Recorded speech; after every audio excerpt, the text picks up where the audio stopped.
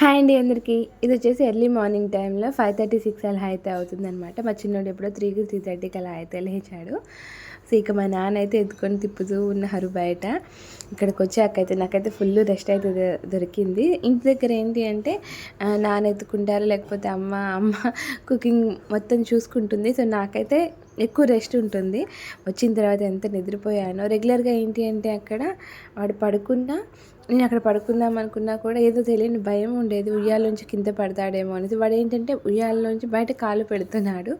So ఆ భయం నన్ను నిద్ర కూడా పోనివ్వలేదు. ఇక్కడికి వచ్చి ఎంత ప్రశాంతంగా నిద్రపోయాను నేనైతే. సో మా నాన్నకి బాగా అలవాటు అయిపోయాడు. అటు ఇటు తిప్పుతున్నారు కదా, సో మంచిగా అయితే ఎంజాయ్ చేస్తున్నాడు ఇక్కడ. మా ఇంటి దగ్గర ఏంటంటే నేను ఒక్కదాన్నే కదా, సో హాల్లో కొంచెంసేపు ఇంట్లో ఆ రూమ్లో ఉన్న, బయట హాల్లో తిప్పిన ఎటు చూసి నేను ఒక్కదాన్నే ఉంటుండే. ఇక్కడైతే మా అమ్మ, మా నాన్న, మా అక్క వాళ్ళ పిల్లలు, సో అందరు కనిపిస్తున్నారు కదా.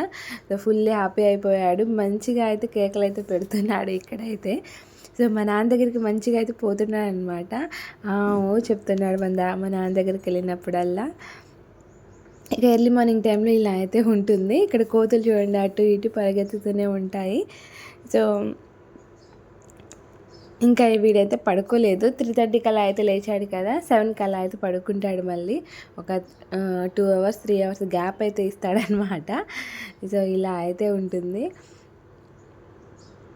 ఇక ఇది వచ్చేసి ఇక మా చిన్నోడు పడుకున్నాడనమాట. ఇక మా అమ్మ అయితే చాయ్ అయితే పెట్టయితే ఇచ్చేసింది.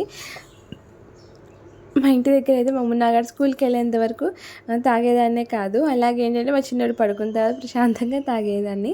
బట్ ఇక్కడైతే మా చిన్నోడు కూడా పడుకున్నాడు. మా మున్నా ఇంకా లేవలేదనమాట. 9కి అలా అయితే లేచాడు. సో మేమేంటంటే కిందే పడుకుంటున్నాము. ఉయ్యాల్లో మంచం మీద పడుకున్నా సో కంఫర్ట్ ఉండదు, పడతాడేమో అనేసి సో కిందే అయితే పడుకుంటున్నాము. ఇక టమాటా చట్నీ, దోశ. ఇది వచ్చేసి కొత్తగా పెట్టిన టమాటా చట్నీ అనమాట.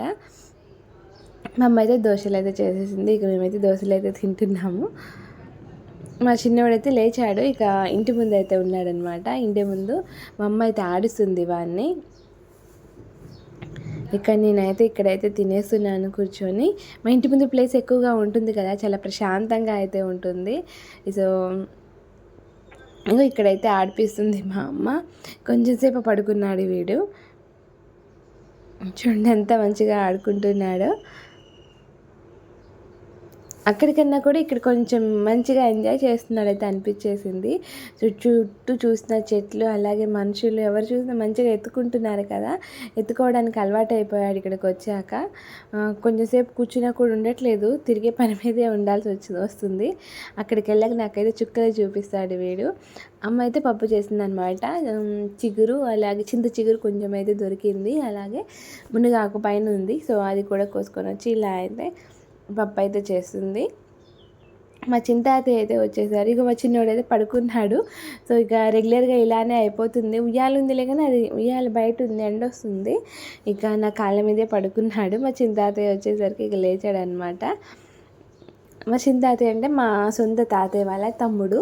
సో మా అమ్మ తాతయ్య అయితే చనిపోయారు. చనిపోయి కూడా ఇప్పటికీ 8 ఇయర్స్ వరకు అవుతుంది అనుకుంటా. 8 ఇయర్స్ వరకు అయితే అవుతుంది.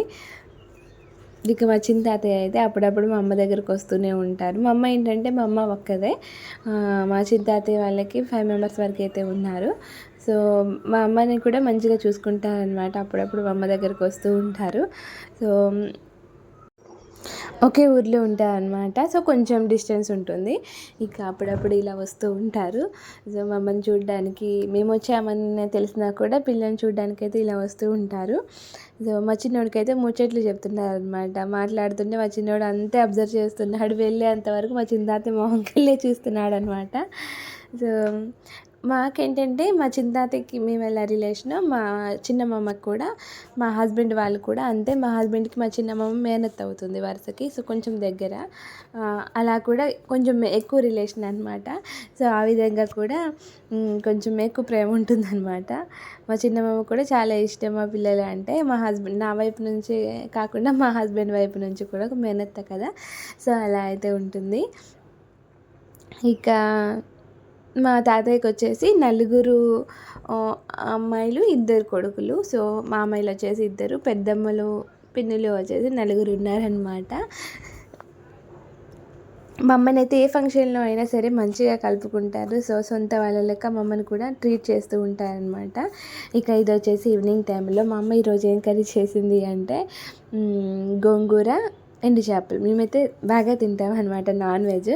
ఎండు చేపలు గోంగూర, సో అలాగే టమాటా వేసినా కూడా మంచిగా ఉంటుంది.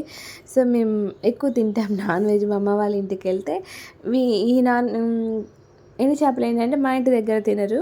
సో అందుకని నేను చేయను. మా ఇంటి దగ్గరకు వస్తే కంపల్సరీ ఉంటుందన్నమాట నాన్ వెజ్.